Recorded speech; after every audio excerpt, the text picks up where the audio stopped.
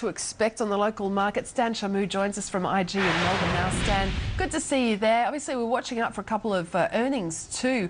Cochlear down at EDI there. Overall, what's your opening call for the ASX 200? Morning, Brady. Yeah, we're currently calling the ASX just down about 0.2% to the open to 5,101. So it really does look like it's a fairly mild or benign open, but it's all about really watching out for some of the key macro events we've got today. And of course, it might be a little bit of consolidation and cautiousness as we wait for some of that key data. Of course, we've got some earnings on to look out for as well. We've got Cochlear coming out with its full year earnings. Of course, the company doesn't necessarily give explicit guidance, but I think the market's looking for a net profit after tax of about 164 million. Now, this will probably be driven by sales of around 708 million. It does look like a lot of analysts feel that focus will be on the composition of the second half sales. Of course, they had that massive recall for Nucleus 5, so it will be all about exactly how the company managed to improve the situation, if they did improve their situation, that is, and of course trying to forecast what sort of sales they can expect for their Nucleus 6. And of course, they've had a few upgrades for their processor as well, so we really need to see how this has impacted sales, particularly more skewed to that second half. Coming from Dana, we do have guidance already of 210 million. Of course, a lot of these mining services and engineering companies went through a pretty big downgrade cycle, so it does seem like some of them might be fairly conservative on their guidance. A lot of analysts actually feel that Dana might come in ahead of that guidance of 210 million.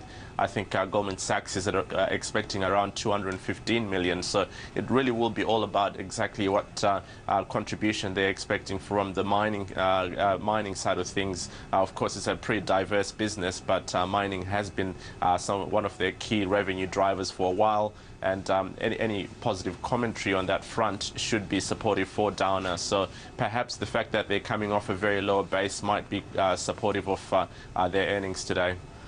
Just in terms of, as you said, those big macro event risks, we've got the RBA, but pretty much everyone's baked in a rate cut today.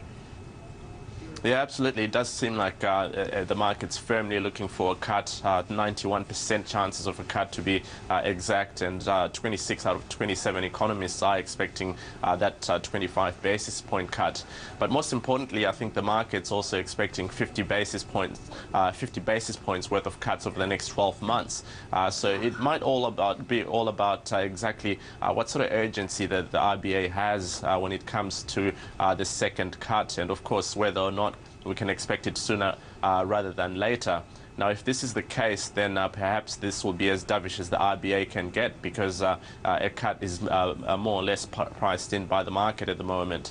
So we'll really need to focus on the urgency of the cut. And of course, we've got some other releases to look out for as well, including the ANZ job ads and the trade balance numbers at 11:30. So they'll definitely set the course for the RBA today. Of course, yesterday, following that disappointing retail sales number, we saw the Aussie dollar drop into 88.5. So we have seen a minor recovery of that back above 89 to 89.3.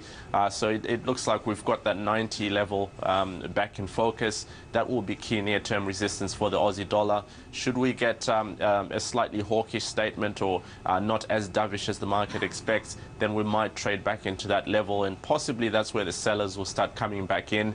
But of course, if we do get a situation where the statement comes in very dovish and points towards another cut being imminent, then we'll probably see a momentum play for the Aussie dollar. It will probably slide once again and possibly break through yesterday's lows in that 88.5 level, which is now near-term support, and this might see us trade back towards those lows from 2010 at 88.7. So that at 87.7, that is, and that will probably be the key level to look out for going forward. All right, Stan, thank you so much for that. Cheers, Brady. Stan Shamu there from IG. Well, it seems, as we were just hearing, an official interest rate cut today is a near certainty despite the upcoming election. 23 out of the 23 economists polled by Sky News Business expect the Reserve Bank to cut the overnight cash rate to 2.5%. Looking further out, 13 out of the 23 economists